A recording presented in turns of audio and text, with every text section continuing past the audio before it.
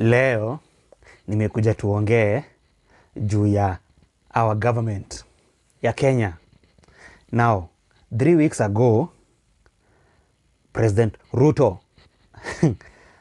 nisikia kijita Zakayo.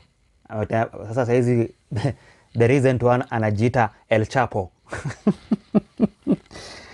Aliko huko Mandera, akadai hakutakuwa na mtu yoyote atanyimwa ID kama yeye ni Mkenya.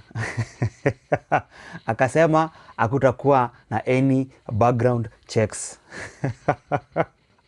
Nacheka kwa nini?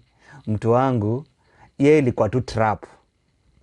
Now, 1 week ago, nilisaidia rafiki yangu, ametoka Isiolo kuapply for passport.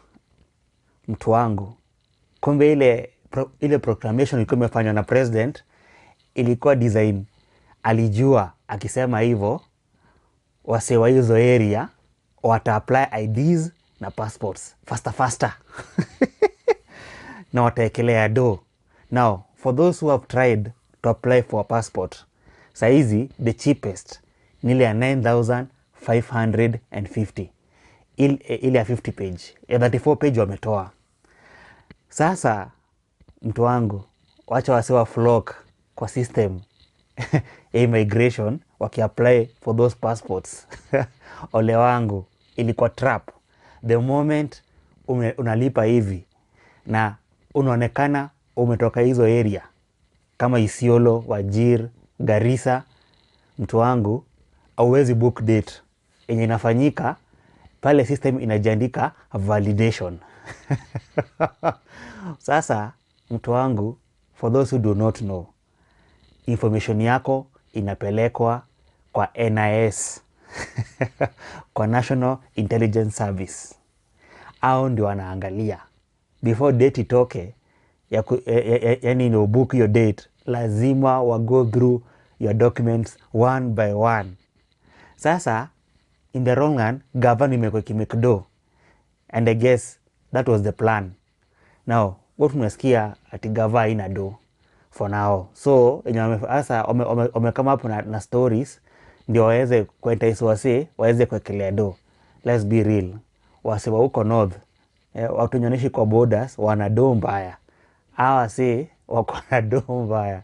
Sasa hizi, I think hata for the last 2 weeks hao wamekuwa kibankroll the government kwa sababu ile pesa wamemwaga kwa gava ni do mob sana. Now, this was mimi was support anytime. Mimi utaisikia nikisupport Ruto kwa sababu mimi hata I didn't vote for this guy, but the truth is this was a genius move. This was a genius move. Now, mimi si wa kwanza kusema hivyo, but this guy mwenye alifikiria hii kitu ni mjanja sana. Now, sasa najiki sasa hawa si wa north hawajui ina go down, but the truth is document zao zinapitiwa na NIS before wapatiwe date. So in case uko na any mwalalo ama any person mwenye naishi along the border, kama uko na manga, waambie tu wagoje, kwa sababu the truth is lazima document zao zipitiwe na NIS before wapatiwe date. Msidhani system imeharibika, hapana.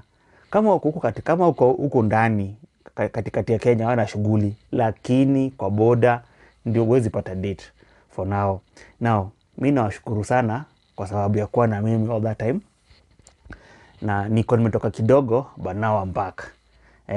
And I hope manzi mtakuwa na weekend poa, na I hope manzi ndawasihi muendelee ku subscribe to my new channel. Asante.